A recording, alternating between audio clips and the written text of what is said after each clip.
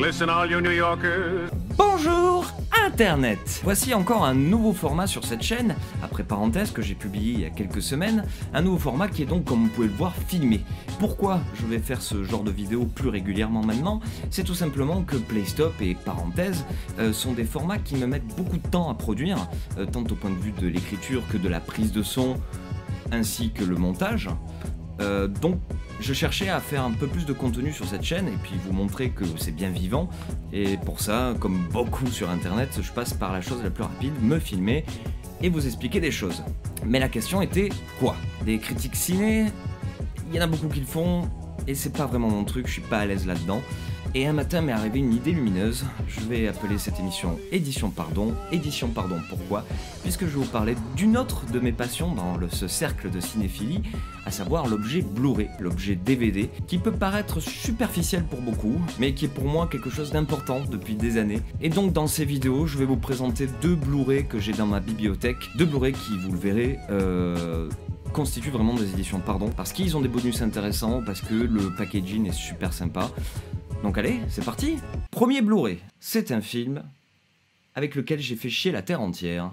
C'est le 13e guerrier de John McTiernan. Alors pourquoi j'ai fait chier la terre entière avec ce film? C'est tout simplement qu'il n'a pas eu de succès quand il est sorti en salle, et il est devenu une sorte de film culte pour beaucoup, mais toujours un peu dans l'ombre. Donc limite j'aurais pu faire un play-stop sur ça, mais je vous le présente en Blu-ray. Alors avant d'expliquer pourquoi ce Blu-ray est une édition Pardon, laissez-moi vous pitcher le film. C'est le pitch nul, le pitch qu'on ne comprend pas. C'est le pitch nul. Alors le 13e guerrier raconte l'histoire de Iban, un prince arabe qui se fait châtier dans son royaume après avoir convoité la femme qu'il ne fallait pas. Donc il se retrouve en exil à vagabonder dans le monde entier jusqu'à qu'il rencontre une troupe de vikings dont il ne comprend pas leur dialecte ni rien, mais qui lui donne de quoi dormir, manger et compagnie. Sauf qu'il vient un peu au mauvais moment puisqu'ils reçoivent un appel d'une autre tribu viking à l'au-delà de la rivière en laquelle ils sont, qui ont besoin de leur aide pour combattre des mangeurs de morts. Bon, pourquoi pas, sauf que l'oracle qu'il y a dans la tribu des vikings dit il faut 12 guerriers et un 13e qui soit étranger, et comme par hasard, nous avons notre personnage principal qui se voit enrôlé dans une histoire qui est soi-disant ne doit pas le concerner, et qui va donc découler sur une sorte de film à la fois d'aventure, initiatique et totalement complet par rapport à tout ce qu'il entreprend comme thème. C'était le pitch nul, le pitch qu'on n'a toujours pas compris. C'était le pitch nul. Bref, c'est un film à voir absolument. Déjà, c'est un film de John McTiernan, et John McTiernan est un des plus grands cinéastes de ces dernières années. Je rappelle, c'est celui qui a réalisé Die Hard, qui a réalisé Predator, qui a réalisé À la poursuite d'Octobre Rouge, en gros des chefs-d'œuvre de films d'action, de thriller, et qui donc là s'attaque à une sorte de film d'aventure historique, et rien que pour vous donner peut-être envie de le voir, c'est tellement bien qu'on retrouve beaucoup d'idées de mise en scène dans Les Seigneurs des Anneaux de Peter Jackson, même si Peter Jackson se garde de dire qu'il n'a pas vu ce film avant le tournage principal du Seigneur des Anneaux. C'est quand même assez troublant. Beaucoup de plans sont déjà dans Le 13e guerrier, qui est un film qui est sorti en 99, je crois, hein, on va regarder ça. Qui est sorti en 99, oui. Donc maintenant parlons de l'édition Blu-ray, puisque c'est ça le but de l'émission. Ce Blu-ray, dans un premier temps, il est exclusif à la France. Enfin, je crois que je me trompe pas, mais je crois bien qu'on le trouve que en France. Donc déjà ça fait quelque chose d'édition Pardon un peu. Il est assez simple dans son packaging, c'est un fourreau avec dedans donc le Blu-ray amarré. Fourreau, et c'est appréciable parce que je supporte pas les redesigns de posters pour les éditions Blu-ray, avec l'affiche originale, certes encadrée de noir de manière très classe, mais c'est l'image de base dans l'affiche. Donc voilà, fourreau, hop. À l'intérieur nous avons donc le amarré avec l'affiche originale qui prend tout le cadre. Et le petit livret qui va bien avec ces éditions collector comme on a l'habitude. Livret qui contient un texte assez long écrit par Nicolas Rioux, qui revient sur la genèse, la gestation du tournage et la production, tout ça, ce qui est très intéressant, mais qui vient en doublon du principal bonus qu'il y a dans cette édition, qui est un documentaire de pas moins d'1 heure sur la confection du 13e guerrier. Alors Recherche des mangeurs de morts, c'est le titre de ce documentaire, et là on découvre la folie que ça a été de faire ce projet, toutes les embûches à la fois humains que financiers ou encore de distribution. On voit tout ça là-dedans, on voit le conflit qu'il y a pu avoir entre Michael Crichton, le scénariste et auteur du roman initial, et son réalisateur John McTiernan, notamment sur la vision de comment on va faire ce film, l'un prônant un côté un peu fantastique, Michael Crichton, et l'autre McTiernan qui dit non, il faut prendre ça de façon réaliste. Voilà, c'est absolument fascinant comme documentaire. C'est étonnant parce qu'il présente du coup ce film, Le 13e guerrier, comme un film complètement malade, alors que finalement quand on voit le film, bah, il est juste trop bien quoi. C'est 1h40, je crois 1h30 de film d'aventure, de pure aventure. Et petit bonus supplémentaire quand on ouvre le Amaret, hop, les petites photos de production. Alors là pour le coup c'est complètement fétichiste et ça n'intéressera que les fans hardcore quoi. Donc des photos qui étaient faites à l'époque pour remplir les articles qu'il pouvait y avoir dans les magazines, mais aussi quand on rentrait dans le cinéma, à côté du pitch, il y avait les photos du film qui étaient à côté. Voilà, c'est un petit truc fétichiste complètement, qui n'a pas vraiment grand intérêt, si ce n'est pour avoir un petit goodies avec cette édition Blu-ray. Donc voilà, je vous le conseille vivement, Le 13e guerrier. Déjà, le film est génial. Le remastering aussi, j'en ai pas parlé, est absolument à tomber. Et puis, il y a surtout ce bonus exceptionnel, ce documentaire qui permet de voir d'un autre œil un processus de monter un film à Hollywood et qui revient avec des interviews inédites et compagnie. Franchement, je vous le conseille vraiment. Si vous aimez les films d'aventure, si vous aimez John McTiernan, courez-y direct, hein, surtout que c'est exclusif à la France. Donc allez-y.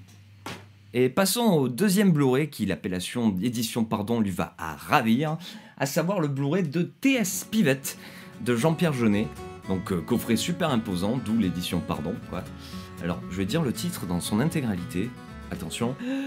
L'extravagant voyage du jeune et prodigieux T.S. Pivett. Hein, si ça fait pas titre de Jean-Pierre Jeunet. Voilà. Alors ça parle de quoi? C'est le pitch du... Ben, ça parle tout simplement de ce petit garçon qui s'appelle T.S. Pivett, comme le titre l'indique. Hein, un gamin qui est plutôt surdoué et qui va inventer la machine perpétuelle, à savoir le fantasme de tout scientifique dans le monde entier, cette machine qui donnerait de l'électricité à l'infini. Il envoie ce projet dont il a fait les croquis dans ses cahiers de classe à un concours qui est à l'autre bout des États-Unis, et comble du truc, c'est qu'il gagne ce concours. Sauf que le jury de ce concours pense que T.S. Pivett est un adulte bien portant, alors que c'est un gamin de 11 ans qui n'a même pas dit à sa mère qu'il faisait ce concours. Donc du coup, le film va suivre comment T.S. Pivett va fuguer de sa maison, son périple à travers tous les États-Unis, avec des trains et toutes les aventures qu'il pourrait y avoir. En gros, l'extravagant voyage du jeune et prodigieux T.S. Pivett, comme dit le titre. Je me demande pourquoi je l'ai pitché du coup. C'était le pitch nul, le pitch qu'on a toujours pas compris. Donc pour mon petit avis, c'est un Jean-Pierre Jeunet dont on n'a pas beaucoup parlé, alors que c'est peut-être l'un de ses meilleurs. En tout cas, c'est un film qui, moi, m'a beaucoup ému. Je suis assez client de Jean-Pierre Jeunet aussi, tant d'un point de vue esthétique que de l'histoire, du scénario comme il est goupillé. Mais parlons de l'édition Blu-ray. Donc encore une fois, un coffret assez imposant qui peut rebuter quand on le voit dans les rayons de la Fnac ou les compagnies. Alors que finalement il n'est pas très cher, moi je l'ai eu à 25 balles je crois, et qui comporte quand même des bonus très intéressants. C'est parmi des Blu-ray les plus complets que je peux avoir dans ma bibliothèque. Donc déjà voilà, un fourreau tout simple pour faire bien sur les étages de DVD. Encore une fois, ce qui est appréciable, c'est que c'est l'affiche originale du film. Et à l'intérieur, qu'est-ce que nous trouvons? Nous trouvons déjà un livret qui est bien plus qu'un livret, puisque c'est le storyboard entier, complet de A à Z du film, un cadeau exceptionnel que nous fait Jean-Pierre Jeunet avec ça, puisqu'on peut voir tout le processus, bon, vous ne voyez pas très bien, mais tout le processus de découpage et de mise en scène de Jean-Pierre Jeunet là-dedans, comment il a réfléchi la 3D aussi, puisqu'il y a les petites indications dedans de comment rendre la chose une expérience profitable pour le spectateur. Donc un document exceptionnel pour tout jeune apprenti du cinéma, mais pas que, puisque on peut voir, rien que par ce document, les rouages du spectacle cinématographique. Donc merci Jean-Pierre Jeunet, c'est un magnifique cadeau. Voilà. Passons maintenant au Blu-ray avec un S, à proprement parler, qui se trouve dans un autre fourreau à l'intérieur, ça fait poupée russe un peu, hein, qui nous présente pas moins de 5 disques, le film en Blu-ray, DVD et Blu-ray 3D, puisque comme je vous l'ai dit, c'est un film qui a été prévu pour la 3D, et aussi un Blu-ray et un DVD pour le seul bonus, c'est pas le seul bonus, mais en tout cas le seul bonus conséquent de cette édition, à savoir encore une fois un documentaire. Alors là, je voudrais faire une petite parenthèse, quand je dis documentaire, c'est que ça s'éloigne du making-of, du simple making-of, puisqu'il y a une vraie narration, en fait, il y a un vrai suivi de la confection du film, plus qu'on voit les images du tournage et tout le monde qui se congratule. Là, ça montre même les problèmes qui ont pu avoir, les choses un peu compliquées. Et donc là, nous avons affaire à un documentaire de pas moins d'1h20 sur toute la confection de TS Pivette, avec un Jean-Pierre Jeunet qui vraiment partage tout son amour pour la confection d'un film.